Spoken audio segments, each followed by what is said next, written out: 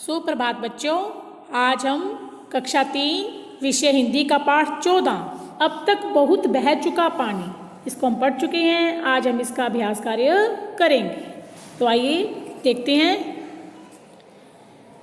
सबसे पहले अभ्यास कार्य में शब्द अर्थ क्या है।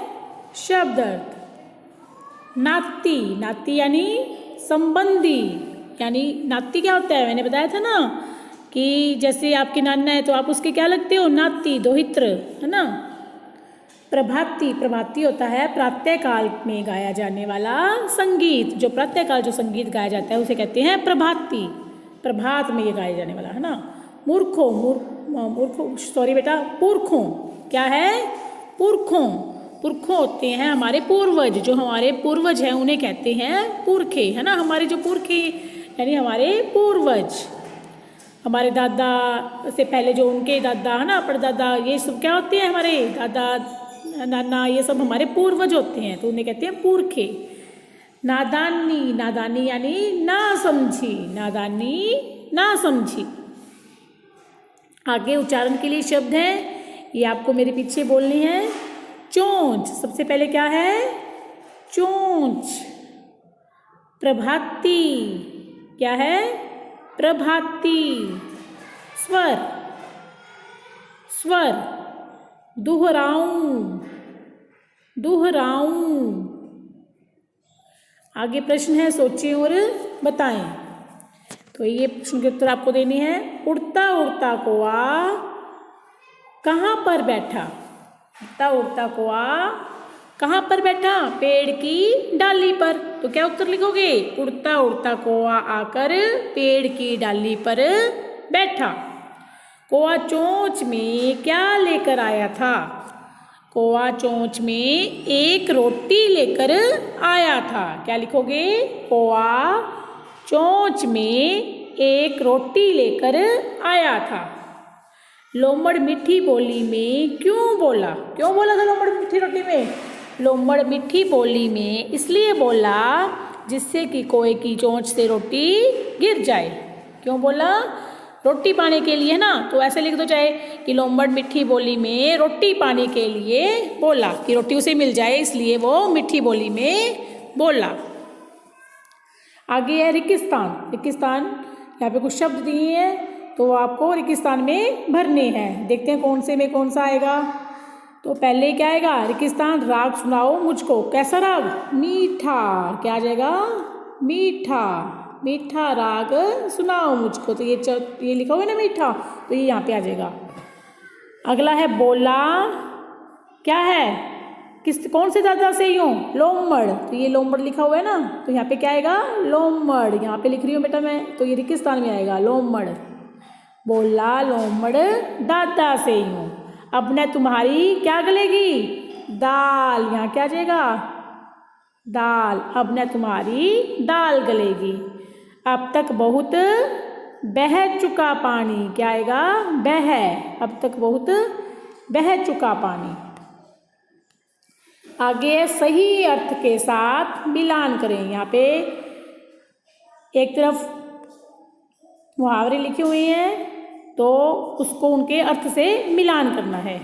कान खोलकर सुनना, ध्यान से सुनना। क्या आएगा, ध्यान से सुनना। दाल नहीं गलना, काम नहीं बनना। उसने कहा ना, अब ना तुम्हारी दाल गलेगी, तो यानी अब तुम्हारा काम नहीं बनेगा।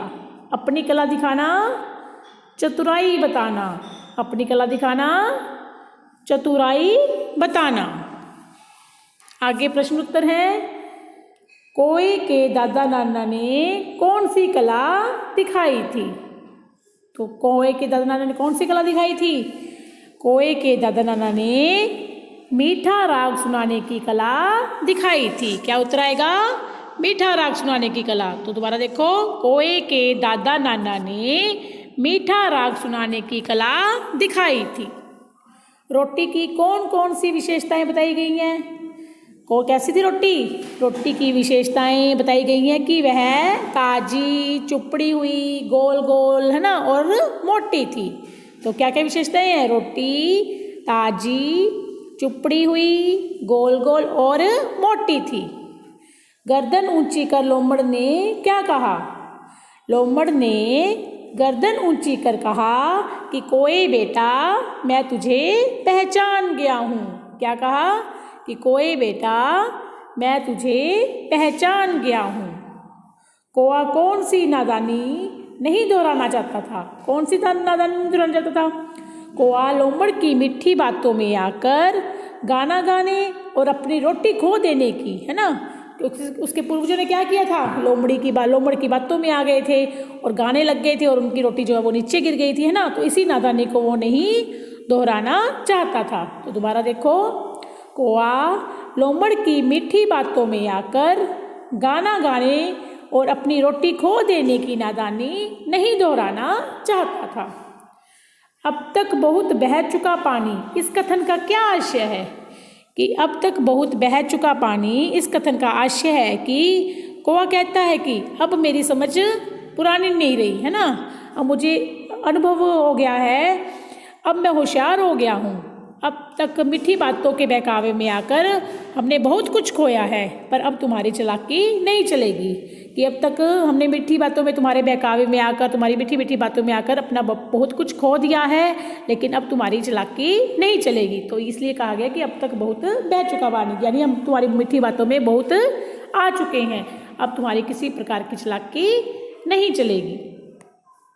आगे है भाषा की बात। पाठ में आए विशेषण शब्दों की सूची बनाएं। तो विशेषण शब्द आए थे यहाँ पर, कौन कौन से आए थे? रोटी की विशेषताएं भी विशेषण थे ना, उसके विशेषताएं यानी विशेषण, है ना। तो कौन कौन से थे? चुपड़ी, ताजी, गोल, मोटी, ये तो ही थे। और गाने के भी थे, मीठा गाना सुनाओ, है ना, मधुर आवाज़ में। तो मधुर, मीठा, ये भी क्या है? विशेषण है। तो आप लिख सकते हो चुपड़ी, ताजी, गोल, मोटी, मधुर, मीठा। तो ये यहाँ पे आप इनकी सूची बना सकते हो। जैसे यहाँ पे लिखोगे मीठा, है ना, यहाँ पे मधुर, फिर उसके बाद ताजी, और इधर चुपड़ी, और नीचे गोल। तो ये हो गए विशेषण जो इस कविता में आए थे। तो उम्मीद आपको समझ में आया होगा पाठ। धन्यवाद।